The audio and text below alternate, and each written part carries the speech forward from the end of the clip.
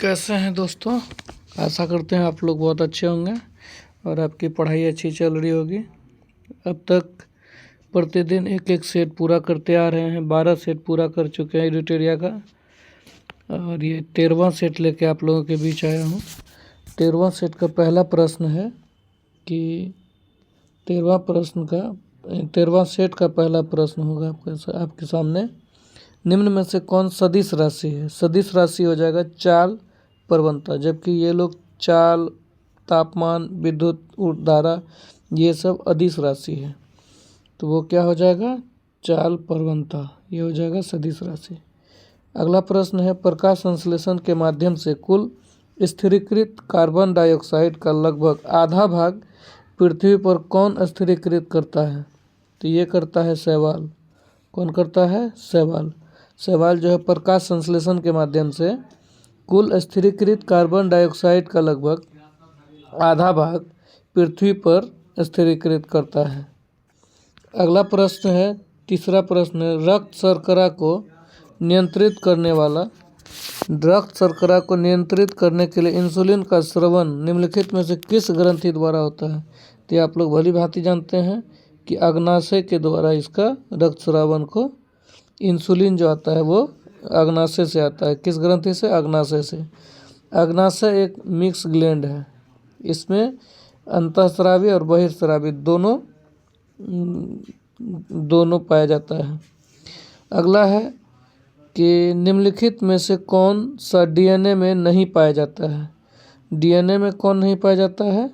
Uracil. ये DNA में नहीं, आरएनए में पाया जाता है यूरासिल। एडीजीसी याद होगा आप लोग को। डीएनए में कौन है? ADGC, adenine, thymine, cytosine, guanine होगा। इसमें डीएनए में 4 पाया जाता है, ए डी जी सी। ए से हो गया एडेनिन, डी से हो गया एटीजीसी, सॉरी, इसमें हो जाएगा ATGC, ATGC, adenine, thymine, cytosine, guanine. बाकी यूरासिल जो होता है आरएनए में होता है। इनमें से किसकी उपस्थिति के कारण मानव रक्त का रंग लाल होता है? तो ये आप लोग जानते हैं, हीमोग्लोबिन के कारण। किसके कारण? हीमोग्लोबिन के कारण मानव रक्त का रंग लाल होता है। अगला है कि सिंधु घाटी सभ्यता के अंतर्गत प्राप्त लिपि लिखी जाती है। वो जो सिंधु घाटी सभ्यता के अंतर्गत जो लिपि है वो लिखी गई थी, वो थी पहले पंक्ति को दाएं से बाएं और दूसरी पंक्ति में बाएं से दाएं। पहले दाएं से बाएं लिखा जाता है, दूसरा पंक्ति में बाएं से दाएं। कहने का मतलब जैसे उर्दू स्टार्ट होता है दाएं से बाएं, वो होगा, फिर इधर से बाएं से दाएं जाएगा।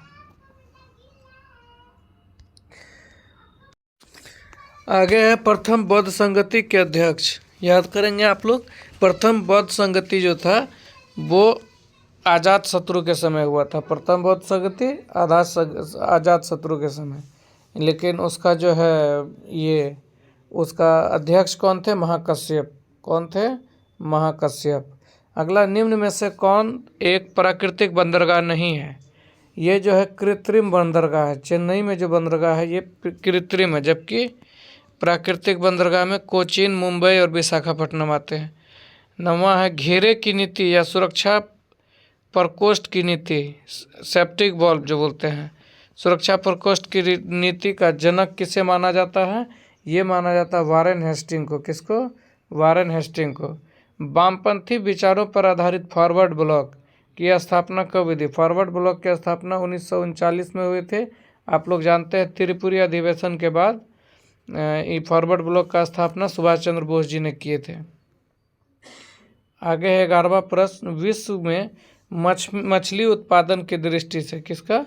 मछली उत्पादन की दृष्टि से महत्वपूर्ण ग्रांड बैंक, याद रखेंगे ये ग्रांड बैंक है। क्या है? ग्रांड बैंक निम्नलिखित में से किस क्षेत्र में स्थित है? तो ये है आपको अटलांटिक महासागर के उत्तर पश्चिम क्षेत्र में। कहाँ? अटलांटिक महासागर में उत्तर पश्चिम क्षेत्र में पाया जाता है। अगला प्रश्न है कि आप देख रहे हैं मिलान करने वाला है, शीतोष्ण कटिबंधीय घास है और किस देश में पाया जाता है। आप देखिए कैंटाबरी, कैंटाबरी जो न्यूजीलैंड में है, कहाँ है, न्यूजीलैंड में, कैंटाबरी न्यूजीलैंड में। पुस्ताज, पुस्ताज जो है हंगरी में, पुस्ताज हंगरी, याद रखेंगे, कैंटाबरी न्यूजीलैंड, पुस्ताज हंगरी। वेल्ड हो जाएगा आपको दक्षिण अफ्रीका, वेल्ड दक्षिण अफ्रीका, जबकि पंपास अर्जेंटीना, पंपास अर्जेंटीना। तो याद रखेंगे कैंटाबरी न्यूजीलैंड, पुस्ताज हंगरी, वेल्ड दक्षिण अफ्रीका, पंपास जो हो जाएगा वो हो जाएगा अर्जेंटीना। इस तरह से इसका ऑप्शन नंबर बी सही होगा। आगे देखते हैं वंदे मातरम। वंदे मातरम जो है, वंदे मातरम किस राष्ट्रीय आंदोलन का मुख्य गीत था। वंदे मातरम स्वदेशी आंदोलन, किसका, स्वदेशी आंदोलन का मुख्य गीत था वंदे मातरम। अगला है प्रश्न, माउंटबेटन योजना के अंतर्गत पहली बार, माउंटबेटन योजना के अंतर्गत पहली बार भारत विभाजन एवं पाकिस्तान निर्माण को स्वीकार कब किया गया था। 9 जून 1947 को। कब, 3 जून, 3 जून 1947 को पहली बार भारत और पाकिस्तान का विभाजन को स्वीकार लिया गया था माउंटबेटन योजना के तहत। अगला प्रश्न, निम्नलिखित में से कौन संसद के, निम्नलिखित में कौन संसद के किसी भी सदन का सदस्य नहीं होता है और ना ही वह संसद में बैठता है, लेकिन वह संसद का अभिन्न अंग है। तो ये जानते हैं संसद का जो गठन होता है वह लोकसभा, राज्यसभा और राष्ट्रपति को मिलाकर होता है। जैसे कि आप जानते हैं संसद जो है लोकसभा, राज्यसभा और राष्ट्रपति, ये तीनों को मिला के बनता है, संसद का गठन होता है। अगला है 16वां प्रश्न है कि संविधान सभा का चुनाव निम्नलिखित में से किस आधार पर होता है। वयस्क मताधिकार के द्वारा संविधान सभा का चुनाव हुआ था। भारतीय संविधान का कौन सा भाग और अध्याय संघ और राज्यों के मध्य विधायी संबंधों में से संबंधित है। तो ये भाग 2 है और अध्याय 1 है, भाग 2 है, अध्याय 1 है, जो कि भारतीय संविधान के भाग 2 और अध्याय 1 जो है राज्यों के मध्य विधायी संबंधों से संबंधित है।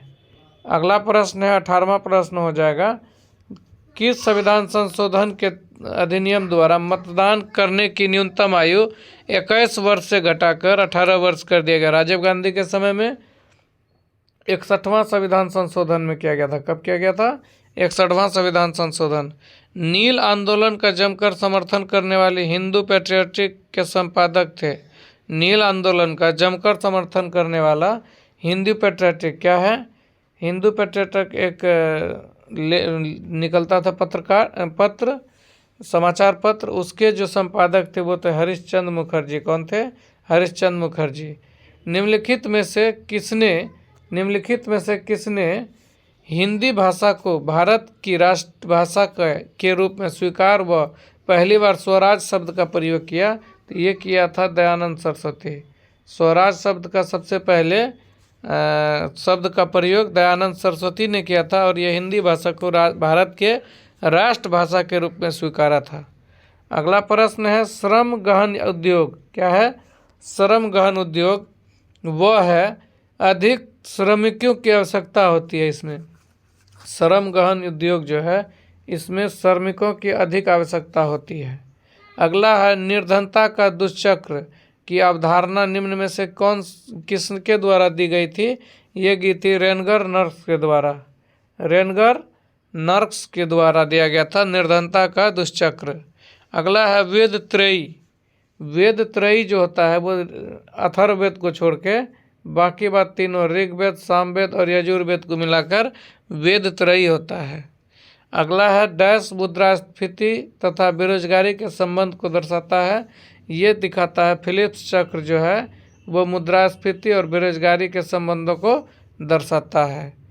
आगे है बुग्याल और प्यार घास। बुग्याल और प्यार घास के मैदान किस प्रदेश में पाया जाता है। तो ये पाया जाता है उत्तराखंड में। उत्तराखंड में बुग्याल और प्यार घास के मैदान पाए जाते हैं। अगला जलवायु परिवर्तन का क्या कारण होता है। जलवायु परिवर्तन का ये सभी कारण होंगे, चाहे ग्रीन हाउस गैस हो, चाहे ओजोन परत का क्षरण हो, प्रदूषण हो, इन सभी के कारण जलवायु परिवर्तन होता है। निम्नलिखित में से कौन प्रत्यक्ष कर है?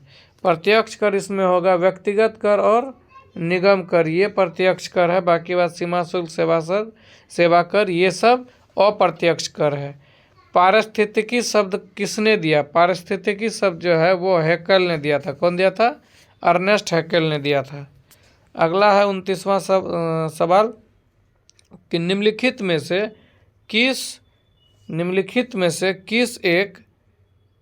किस एक में ध्वनि की चाल सबसे अधिक होती है? तो ये लकड़ी में होगी। क्यों होगी लकड़ी में? क्योंकि लकड़ी ठोस है और ठोस में ध्वनि का चाल सबसे अधिक होता है, जबकि गैस में सबसे कम। विद्युत चुंबकीय तरंग क्या है? अनुप्रस्थ तरंग है। विद्युत चुंबकीय तरंग क्या है? अनुप्रस्थ तरंग है। अगला है निम्नलिखित में से वनस्पति पादप जगत का सबसे बड़ा समूह कौन है? तो यह है थैलोफाइटा। कौन है? थैलोफाइटा। अगला है ऊर्जा पिरामिड होता है हमेशा सीधा। ऊर्जा पिरामिड क्या होता है? हमेशा सीधा। निम्नलिखित में कौन सही सुमेलित नहीं है? इसमें हम देखते हैं कौन सा सुमेलित नहीं है। तो एक जो है ये कुक्कुट पालन, ये भूरी क्रांति नहीं होगा। बाकी बात ये तीनों के तीनों सही है। पहला दुग्ध उत्पादन जो है, खाद्य उत्पादन हरित क्रांति से आया था। दुग्ध उत्पादन श्वेत क्रांति जो कि वर्गीज कुरियन के द्वारा, और जबकि उद्यान के लिए जो था सुनहरी क्रांति था। ये तीनों सही है, याद रखेंगे। खाद्य उत्पादन के लिए हरित क्रांति, दुग्ध उत्पादन के लिए श्वेत क्रांति और उद्यान के लिए सुनहरी क्रांति। अगला प्रश्न है वर्ष 2011 के जनगणना के अनुसार सर्वाधिक लिंगानुपात वाले राज्य घटते क्रम में। सर्वाधिक लिंगानुपात वाले राज्य अगर देखेंगे, 3 ऐसे राज्यों के सर्वाधिक लिंगानुपात में है। तीनों साउथ के हैं और इसको तीनों को याद रखेंगे। पहला हो जाएगा केरल, केरल से कम है तमिलनाडु, तमिलनाडु से कम आंध्र प्रदेश। सबसे अधिक लिंगानुपात वाला केरल, दूसरा हो गया तमिलनाडु, तीसरा आंध्र प्रदेश। अब है सुमेलित करना, मिलान करने वाला है कि परियोजना है किस नदी पे है? तिलैया परियोजना। तिलैया परियोजना बराकर नदी पे है। तिलैया परियोजना बराकर नदी पर है। जबकि पंचेत बांध जो है दामोदर नदी पे है। पंचेत बांध दामोदर नदी पे। जानते हैं दामोदर नदी को बंगाल का शोक भी कहा जाता है। बाणसागर परियोजना वो है सोन नदी पर। बाणसागर परियोजना सोन नदी पर। और जबकि रंजीत सागर बांध परियोजना ये है रावी नदी पर। कहाँ है? रावी नदी पर। तो याद रखेंगे तिलैया परियोजना वो हो जाएगा आपको बराकर नदी। तिलैया परियोजना बराकर नदी। पंचेत बांध दामोदर नदी। बांध सागर परियोजना सोन नदी और रंजीत सागर बांध परियोजना ये रावी नदी पर है। अगला देखते हैं 36वां प्रश्न। 36वां प्रश्न में है कि कौन सा देश स्थल अवरुद्ध है? कौन सा देश स्थल अवरुद्ध है? तो इसमें देखेंगे पराग्वे जो है ये स्थल अवरुद्ध है। ये दक्षिण अमेरिकी देश है।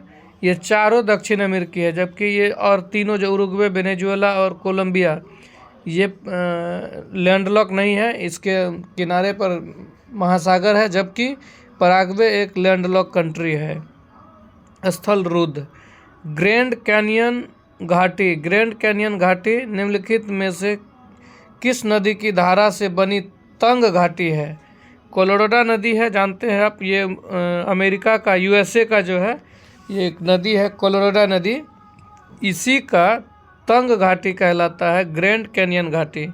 तो कोलोराडो जो है यही नदी होगा। अगला 38वां प्रश्न है निम्नलिखित में से कौन सी समिति भारत में पंचायती राज से संबंध नहीं है? पंचायती राज से संबंधित जो है ये दिनेश गोस्वामी कमेटी जो ये नहीं है। बाकी बात ML सिंह भी हो, चाहे थुंगन समिति हो, चाहे बलवंत राय मेहता हो, ये तीनों है। जानते हैं आप लोग बलवंत राय मेहता त्रिस्तरीय पंचायत के बारे में इन्होंने ही सुझाव दिया था, जबकि अशोक मेहता जो था वो द्विस्तरीय था। तो याद रखेंगे। 38वां प्रश्न हो गया। 39वां प्रश्न में देखते हैं निम्नलिखित में से किस अधिनियम द्वारा सिखों के लिए पृथक निर्वाचन की व्यवस्था की गई? किस अधिनियम के तहत? 1919 मॉन्टेग्यू चम्स्फोर्ड अधिनियम जिसको बोलते हैं, भारत सरकार अधिनियम 1919 के द्वारा सिखों के लिए पृथक निर्वाचन की व्यवस्था की गई थी। 40वां प्रश्न है कि संविधान सभा की निम्नलिखित समितियों की में किसकी अध्यक्षता जवाहरलाल नेहरू ने नहीं की थी। जवाहरलाल नेहरू जो है ये प्रांतीय संविधान समिति की अध्यक्षता नहीं की थी, जबकि प्रांतीय संविधान समिति की अध्यक्षता जो है ये वल्लभ भाई पटेल के द्वारा किए गए थे। जबकि ये संघ समिति, संघ शक्ति समिति हो, चाहे संघीय संविधान समिति हो, चाहे प्रारूप संविधान की जांच के लिए विशेष समिति, इन तीनों का अध्यक्षता जो थे जवाहरलाल नेहरू ने की थी। जवाहरलाल नेहरू के द्वारा जो था ये तीन था, संघ शक्ति समिति, संघीय संविधान समिति और प्रारूप संविधान की जांच के लिए विशेष समिति। अगला प्रश्न देखते हैं 41वां प्रश्न। 41वां प्रश्न कहता है कि भारत के सर्वोच्च न्यायालय के संवैधानिक पीठ के निम्नलिखित में से किस फैसले में मृत्युदंड की सजा को दुर्लभ सिद्धांत का प्रतिपादन किया है। तो ये बच्चन सिंह बनाम पंजाब राज, बच्चन सिंह बनाम पंजाब राज याद रखेंगे। तो ये जो सर्वोच्च न्यायालय के किस संविधान पीठ के निम्नलिखित फैसले में, तो बच्चन सिंह बनाम पंजाब राज का जो 1980 में हुआ था, इसको दुर्लभ सिद्धांत से प्रतिपादित किया था। लव स्मैश सर्विस शब्द का संबंध किस खेल से है। लव जो है लॉन टेनिस याद रखेंगे, ल से लव, ल से लॉन टेनिस, स्मैश चाहे सर्विस, ये तीनों लॉन टेनिस से है। टाइलर पुरस्कार किस क्षेत्र में दिया जाता है। टाइलर पुरस्कार पर्यावरण के क्षेत्र में दिया जाता है। किसमें, पर्यावरण के क्षेत्र में। इटालियन ऑफ द ईस्ट, किस भाषा को इटालियन ऑफ द ईस्ट कहा जाता है। तो इसको तेलुगु, आप जानते हैं तेलुगु भाषा के रूप में आंध्र प्रदेश में बोला जाता है। तेलुगु भाषा इटालियन ऑफ द ईस्ट कहा जाता है, तेलुगु। अगला प्रश्न है 45वां कि सारनाथ के धमेक स्तूप का निर्माण किस काल में हुआ। तो ये हुआ था मौर्य काल में। किसमें, मौर्य काल में हुआ था। चंद्रगुप्त की बंगाल पर विजय किस अभिलेख से संबंधित है। तो ये महास्थान अभिलेख से संबंधित है। किसमें, महास्थान अभिलेख से। चंद्रगुप्त के बंगाल पर विजय किस अभिलेख में संबंधित है। तो ये है महास्थान। चोल एक तमिल राजवंश है जिसका राजकीय चिन्ह था बाघ। चोल एक तमिल राजवंश है जिसका राजकीय चिन्ह क्या है, बाघ है। अगला 48वां प्रश्न है एलोरा के गुफाओं का संबंध किस धर्म से रहा है। एलोरा के गुफाओं का संबंध जो है ये तीनों धर्म से रहा है, चाहे वो बौद्ध हो, चाहे जैन हो, चाहे हिंदू हो। बौद्ध, जैन और हिंदू तीनों धर्म से संबंधित रहा है। ठीक है। अगला 49वां प्रश्न है कि गांधी के नाम के पहले महात्मा किस जोड़ा गया, कब जोड़ा गया। तो चंपारण सत्याग्रह के दौरान गांधी के नाम के पहले महात्मा जोड़ा गया। अगला प्रश्न है देखिए 50वां और अंतिम प्रश्न। तो 50वां और अंतिम प्रश्न क्या है कि भारत में मुस्लिम शासन को किस शासक ने आरंभ किया। भारत में मुस्लिम शासन को किस शासक ने आरंभ किया। तो ये होगा मोहम्मद गोरी। क्या होगा, मोहम्मद गोरी। इस तरह से आपका पूरा ये सेट खत्म होता है 13वां। अब देखते हैं इसका स्मरणीय तथ्य। क्या देखेंगे, स्मरणीय तथ्य में आज देखते हैं कि गजनी साम्राज्य के संस्थापक के बारे में। किसके बारे में जानते हैं, गजनी साम्राज्य के संस्थापक के बारे में। गजनी साम्राज्य के संस्थापक कौन थे, अल्पतगिन थे। कौन थे, अल्पतगिन थे। महमूद गजनी सुल्तान की उपाधि धारण करने वाला पहला शासक था। सुल्तान का जो उपाधि था वो धारण करने वाला महमूद गजनी जो है ये पहला शासक था। महमूद गजनी के दरबार में अलबरूनी, फिरदौसी, फारूकी और उतवी रहते थे। याद रखेंगे ये चारों अलबरूनी, फरदौसी, फारूकी और उतवी रहते थे महमूद गजनी के दरबार में। गजनी ने भारत पर 17 बार आक्रमण किया था। मोस्ट इम्पोर्टेंट क्वेश्चन है, गजनी ने भारत पर 17 बार आक्रमण किया था। इसका पहला आक्रमण 1000 ईस्वी में था तथा अंतिम आक्रमण 1027 में था। इसका पहला आक्रमण 1000 ईस्वी में था, जबकि अंतिम आक्रमण 1027 ईस्वी में था। इसने 1025 ईस्वी में प्रसिद्ध सोमनाथ मंदिर पर आक्रमण किया था। किस पे किया था? सोमनाथ मंदिर पर 1025 में, याद रखेंगे इसको। और आगे चलते हैं। महमूद गौरी ने भारत का मोहम्मद गौरी हो गया। पहले था गजनी, महमूद गजनी, अब हो गया मोहम्मद गौरी। मोहम्मद गौरी ने भारत पर पहला आक्रमण किया था 1175 में। कब किया था? 1175 ईस्वी में। और इसका दूसरा आक्रमण 1178 ईस्वी में हुआ था, जो पाटन गुजरात में। कहाँ हुआ था? पाटन गुजरात में किया था। इस समय यहाँ का शासक भीम द्वितीय था। कौन था? भीम द्वितीय था। अब आगे देखते हैं तराइन का प्रथम युद्ध, तराइन का द्वितीय युद्ध और चंदावर का युद्ध। इनको देखने का प्रयास करते हैं, ठीक है। इनको कलर बदल लेते हैं। देखिए, युद्ध और वर्ष और पक्ष, परिणाम। तराइन का प्रथम युद्ध जो हुआ, तराइन का प्रथम युद्ध में आप देखेंगे 1191 ईस्वी में हुआ। कब हुआ? 1191 ईस्वी में। और इसमें क्या हुआ? गौरी और पृथ्वीराज चौहान के बीच हुआ था। चौहान इसमें विजयी थे। पृथ्वीराज चौहान जो है इसमें विजयी हो गए। द्वितीय जो हुआ तराइन युद्ध, वो अगले ही वर्ष 1192 में हुआ। और उसमें क्या हुआ? गौरी व पृथ्वीराज चौहान के बीच फिर लड़ाई हुआ। इसमें चौहान को पराजय हासिल हुई और गौरी ने विजय हासिल की। फिर तीसरा युद्ध चंदावर का युद्ध था, जो कि 1194 में गौरी और जयचंद के बीच। याद है, ये जयचंद की बार बार जो उपयोग किया जाता है, यही जयचंद के कारण जो है पृथ्वीराज चौहान हारे थे। बाद में गौरी को जयचंद को भी गौरी से लड़ना पड़ा। फिर इसमें भी गौरी विजयी हुई 1194 में। अब आते हैं कुछ अभिलेख है, और उस अभिलेख का जो है शासक कौन थे। इसमें पहला देखेंगे हम लोग हाथी गुम्फा अभिलेख। क्या है? हाथी गुम्फा अभिलेख। इसके शासक जो है वो कौन है? वो है कलिंग नरेश खारवेल। कलिंग जो कि उड़ीसा के आसपास में अभी वर्तमान में है, वहीं का नरेश खारवेल था, जो कि हाथी गुम्फा अभिलेख से संबंधित है। जूनागढ़ अभिलेख रुद्रदामन। कौन है? जूनागढ़ अभिलेख रुद्रदामन। तीसरा एहोल अभिलेख। एहोल अभिलेख पुलकेशिन द्वितीय है। एहोल अभिलेख पुलकेशिन द्वितीय। जबकि मंदसौर अभिलेख नरेश यशोवर्मन। नासिक हो जाएगा गौतमी बलसड़ी। और भीतरी अभिलेख जो होगा ये होगा स्कंदगुप्त। तो इस तरह से याद करेंगे हम लोग कि कौन कौन है। हाथी गुम्फा कलिंग नरेश खारवेल, जूनागढ़ रुद्रदामन, एहोल अभिलेख पुलकेशिन द्वितीय, मंदसौर नरेश यशोवर्मन, नासिक अभिलेख गौतमी बलसड़ी, भीतरी अभिलेख ये स्कंदगुप्त। इसी तरह से हम लोग ये 13वां सेट भी समाप्त करते हैं। आगे कल फिर मिलेंगे आपसे 14वां सेट लेके। और अगर इसको अंत तक सुनने के लिए बहुत बहुत धन्यवाद। जो अंत तक सुनेंगे उनको ज़रूर फ़ायदा मिलेगा इस सेट से। और आप लोग इंतज़ार करें वो 100वां सेट को लेके कि जिस दिन आएंगे उस दिन एक पूरा प्लेलिस्ट होगा आपके पास, जो कि आप पूरे सेट को एक तरफ से देखते हुए समाप्त कर सकते हैं। जिसको ये सेट धीरे लग रहा है वो इनको स्पीड बढ़ा के भी देख सकते हैं और तेज़ी से रिवीजन कर सकते हैं। बहुत बहुत धन्यवाद। इनको जो भी नए जुड़े हैं अपने साथियों को भी शेयर करें ताकि वो भी इनसे जुड़ पाए। और आपका अपना channel Munna Yadav YouTube channel जो है ये ग्रो करे और आप लोग को भी इनसे बहुत ज़्यादा फ़ायदा देखने को मिलेगा। बहुत बहुत धन्यवाद। आपका अपना भाई मुन्ना यादव।